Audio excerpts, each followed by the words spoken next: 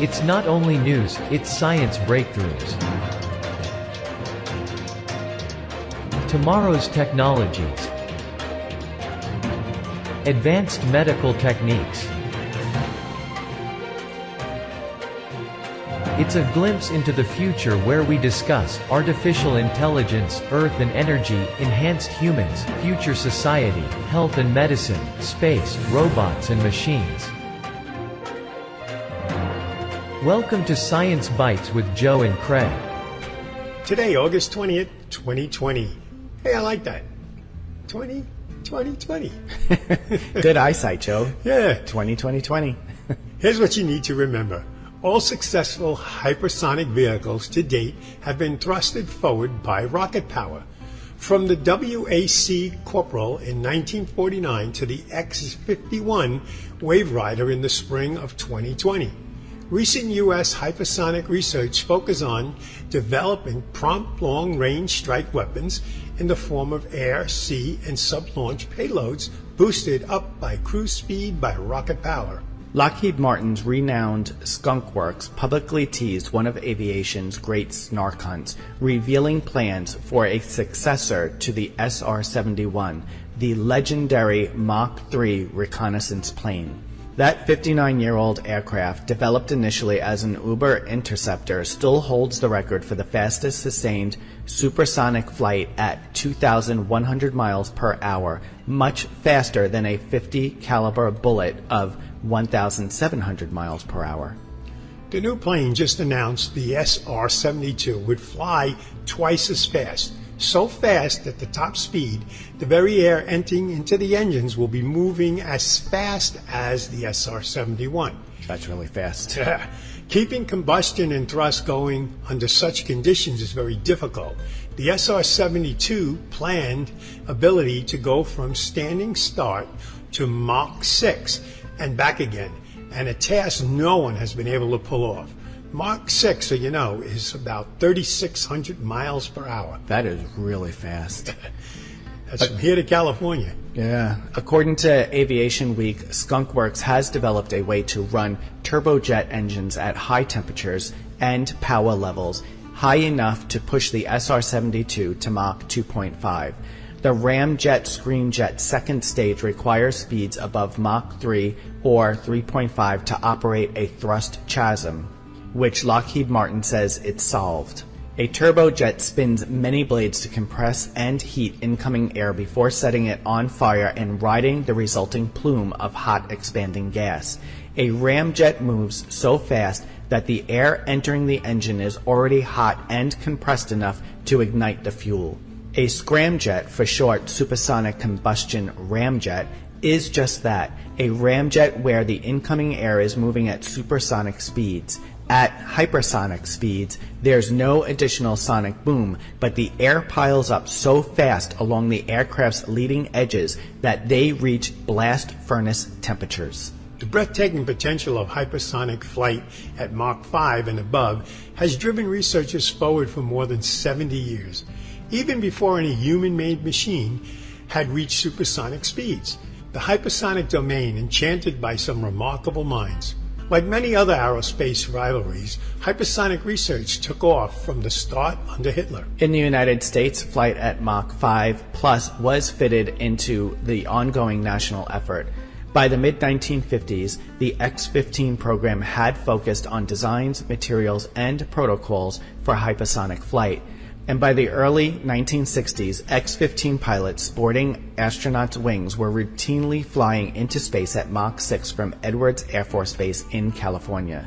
As Tom Wolfe lyrically recounted in his classic work, The Right Stuff, the X-15's winged piloted approach soon gave way to the rounded capsules of Mercury, Gemini, and Apollo.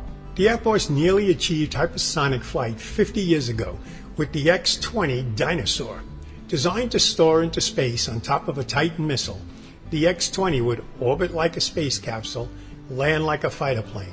The X-20 fulfilled the dream only to be killed off by the Defense Secretary Robert McNamara. Space shuttle engineers in the 1970s relied on X-20 research in designing their spaceship. Today, the recently retired Space Shuttle is perhaps the most familiar hypersonic vehicle in the world. The Space Shuttles soared into space at Mach 23 before leaving the atmosphere and flew like bricks with wings at hypersonic speeds during their fiery descents. The tremendous heat experienced by the shuttle during re-entry gives us a glimpse of the challenges facing the SR-72, because the slightest crack in the surface can let in blowtorch heat and wind, and could destroy the vehicle and crew. The SpaceX Falcon 1 rocket was funded in part to create a booster for the hypersonic payloads. This is what makes the SR-72 amazing.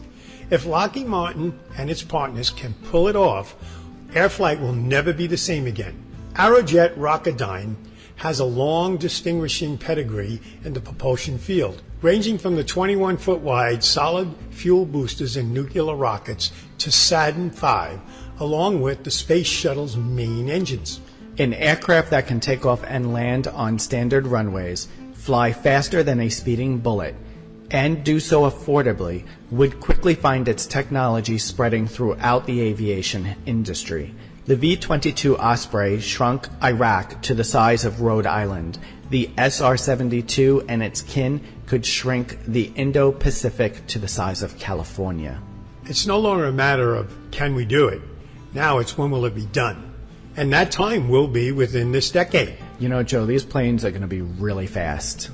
I mean, I don't even know. Will we be able to see these things flying past us if we're standing on the ground? I don't know. And that's the stuff they're letting out.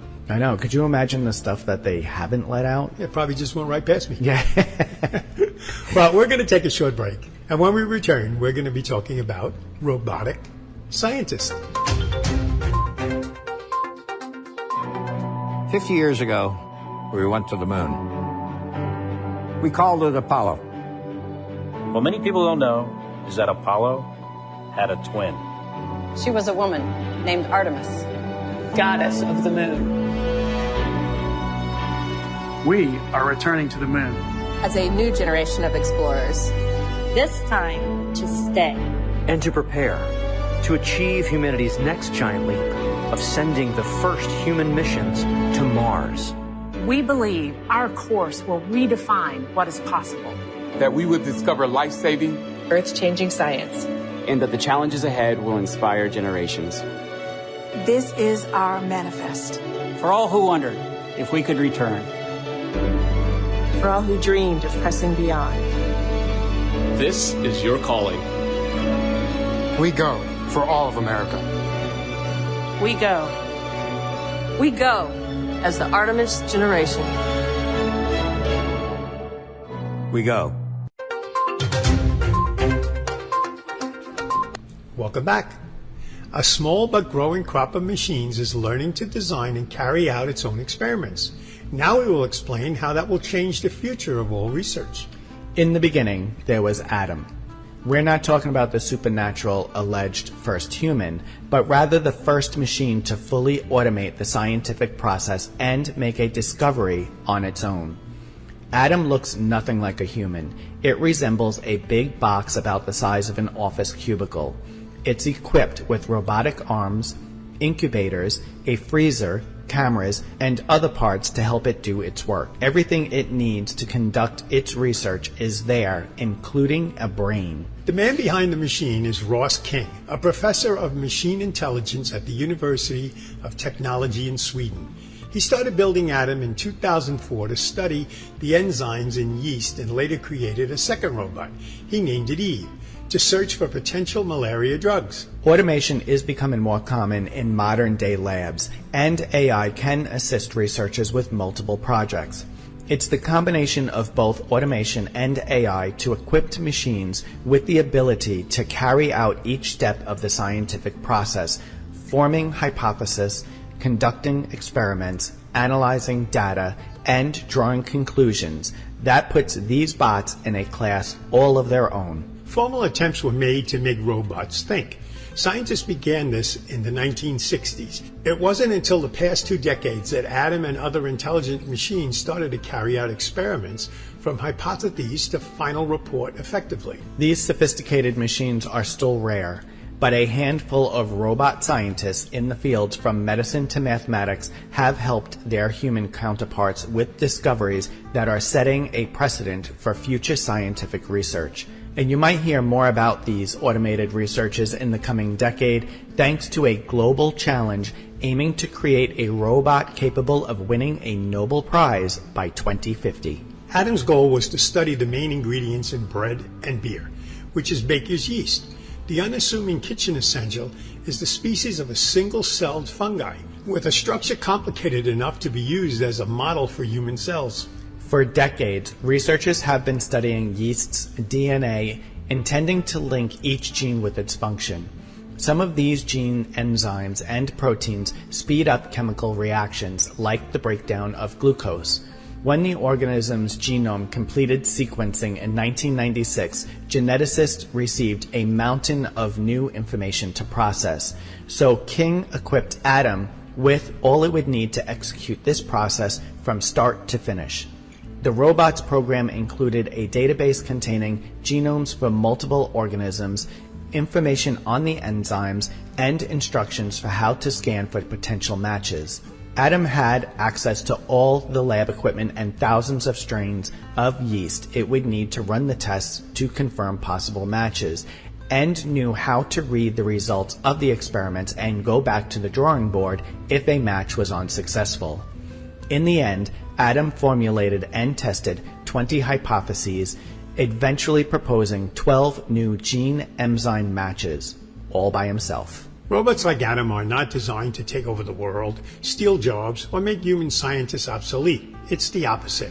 A robot assistant will be able to think like a scientist, can fill the gaps where science lacks the hands to do the work. Adam was the first machine to both form hypotheses and experimentally confirm them, but has since been retired. Eve is still in use.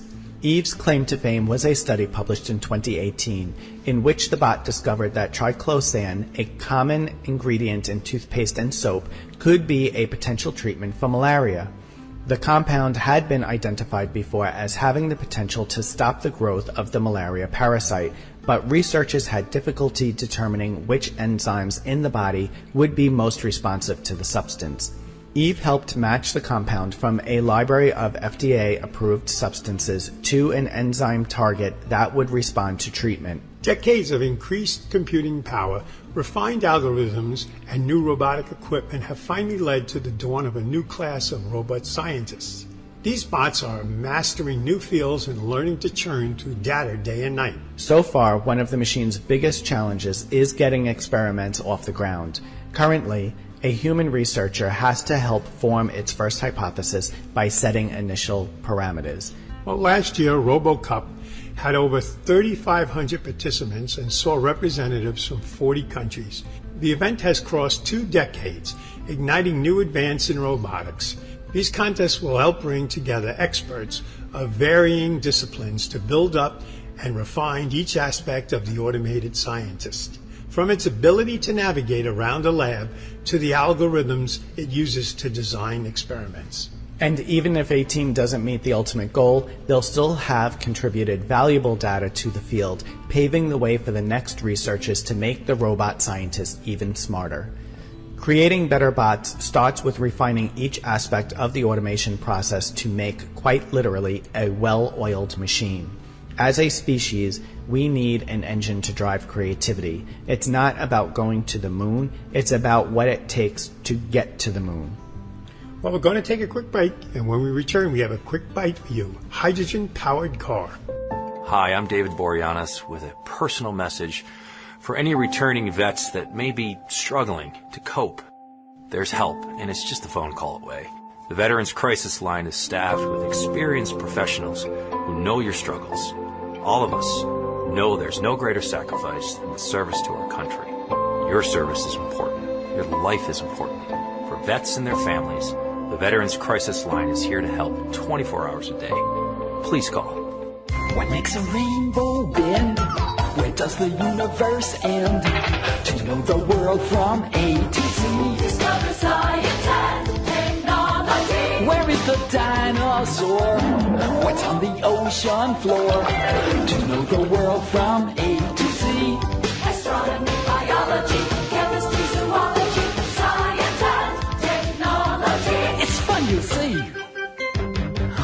the sun so warm? What makes a winter storm? And what's a quadruped? Why is the planet Mars red?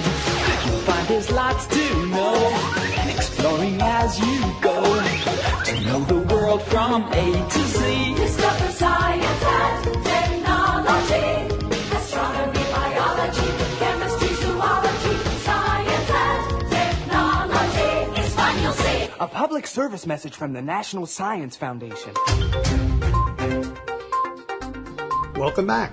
For our quick bite, California-based tech company Hyperion has unveiled the Hyperion XP1, a hydrogen fuel cell powered hypercar with an advertised 1,000-mile range and a top speed of 221 miles per hour. It can launch from 0 to 60 miles an hour in just 2.2 seconds. That's really quick. Yeah, I used to remember Holy when I used moly. to build my cars and race them. If I could turn the car in 6 seconds, I was doing good. Yeah, holy. And the look of the car, the picture, it's a beautiful looking machine. Yeah. It's really nice. But I can't see the need to go from 0 to 60 in like 2.2 seconds. All right, so those are without doubt some really impressive specs, but the primary purpose isn't to take on Tesla in a head-to-head. It's to generate interest for hydrogen power. Instead of relying on extremely heavy lithium-ion battery packs, the XP1 generates power from large tanks of hydrogen driving two powerful electric motors, lower curb weight, more power, and longer range. And 1,000 miles is a long range. Oh, yeah. Hydrogen is also an extremely environmental friendly to use fuel source. The byproducts are literally just water and contains no greenhouse gases. Unfortunately, refueling hydrogen cars in 2020 is extremely difficult to do. In 2018, there were only 39 publicly available hydrogen stations for fueling fuel cell vehicles in the United States. Hyperion wants to change that. The company claims it has plans to build out its hydrogen fueling station network similar to Tesla's supercharger network. The XP1 will be expensive. Production will start in 2022, and only 300 of them will ever be made. That brings us to the close of another show. You can find all our past shows on Apple Podcasts, Google Play, Alexa, Spotify, and many other platforms, or just visit our website at mysciencebytes.com. Joe and I are grateful to you, our listeners, for sharing our podcast to your family and friends. If you're new to our show, please subscribe or follow. It really helps move up our rating so more people can find us. Thanks again for listening, and we'll be back next week with a new show.